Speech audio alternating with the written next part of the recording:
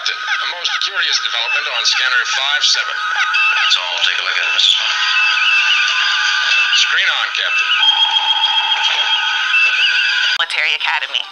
How did you adapt to live in space, and vice versa? How did you adapt back to life on Earth? Is there a great difficulty in doing one or the other?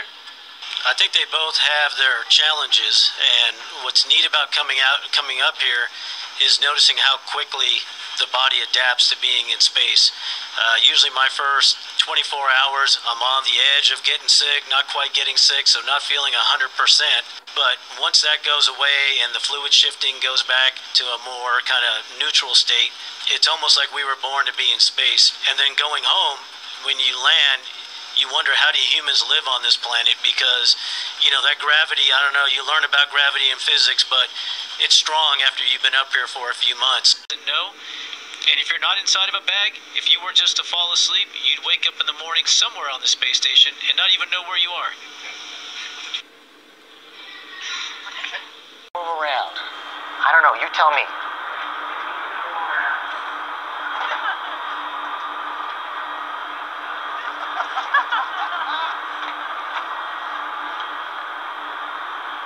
What do you think? You can also float around.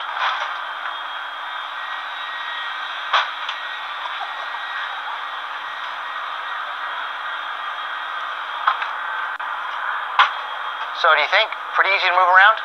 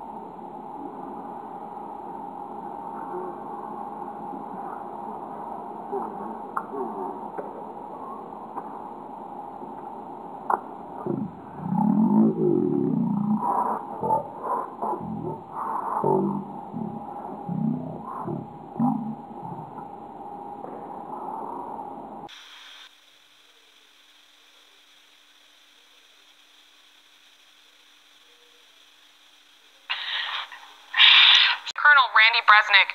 Bresnik is currently serving as commander aboard the International Space Station. How are you doing, sir? It's a fine amphibious day up here on the space station. That's awesome. So, let's get down to it. My very first series... It's awesome. It's a great place to live, and it's quite the privilege. But you know, we're up here to conduct a lot of science, and so it's really, every day is a challenge. We try new things out. We're learning a lot, but it is a great place to live and work, and I hope more people get a chance to do it.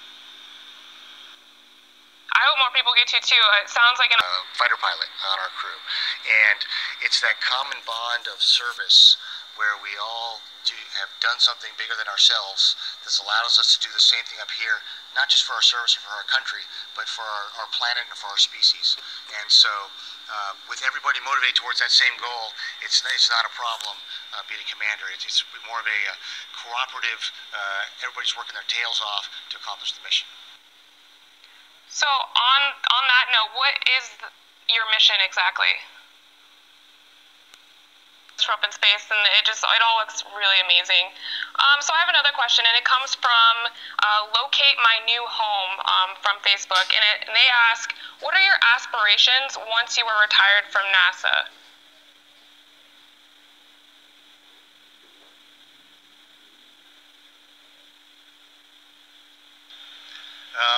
That's a great question. There's always the age-old story of the young boy who goes to an air show with his father, and as the planes are going overhead, he pulls on his dad's arm, looks up and says, Daddy, Daddy, when I grow up, I want to be a pilot. And the father looks down at his son and says, I'm sorry, son, you can't do both. Grow up and be a pilot. And I've been a pilot, my entire Marine Corps career, and I've flying for NASA. We'll return from this flight and fly, on the ground. And so, for me, I haven't quite decided, and I'm hoping I never have to grow up. Station, this is Houston ACR. That concludes the Marines media portion of the event. Please stand by for a voice check from Soldiers TV.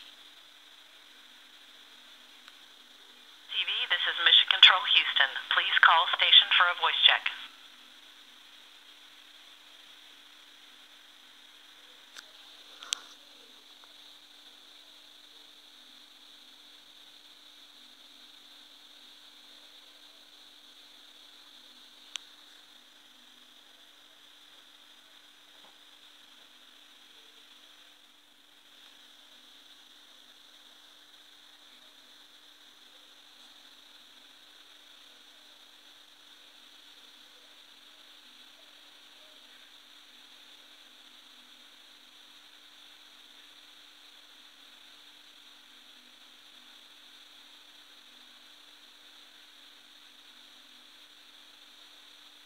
Station, this is Houston ACR.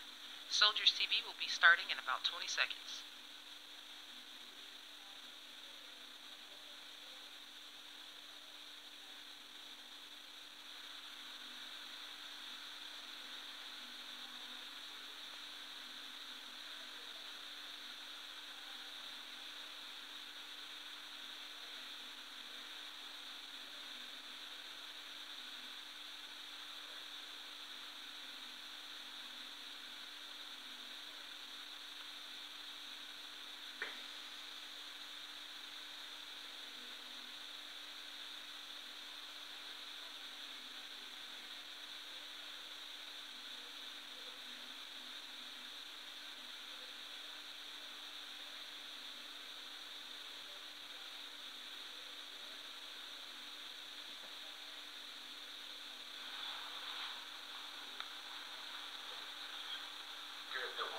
Good.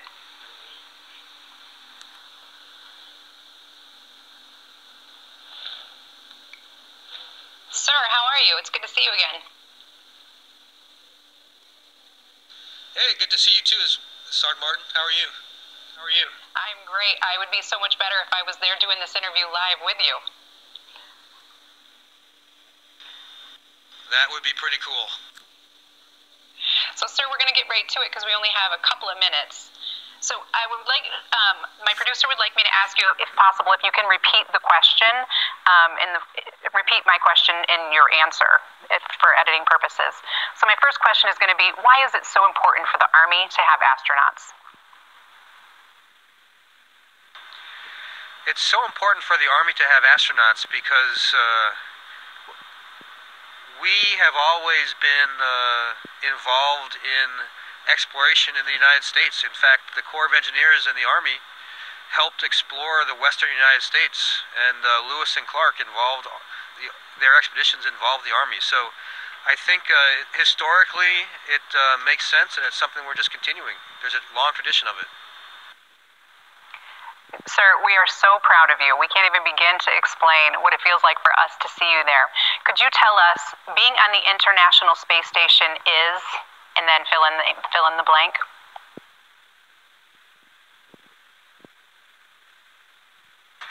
Being on the International Space Station is complex. It's both amazing, exhilarating, and, well, it's not only amazing and exhilarating, it's also very challenging and uncomfortable at times. So it's a unique opportunity that requires constant attention, but it's an amazing experience to be here. Sir, you told us when we... No hard feelings.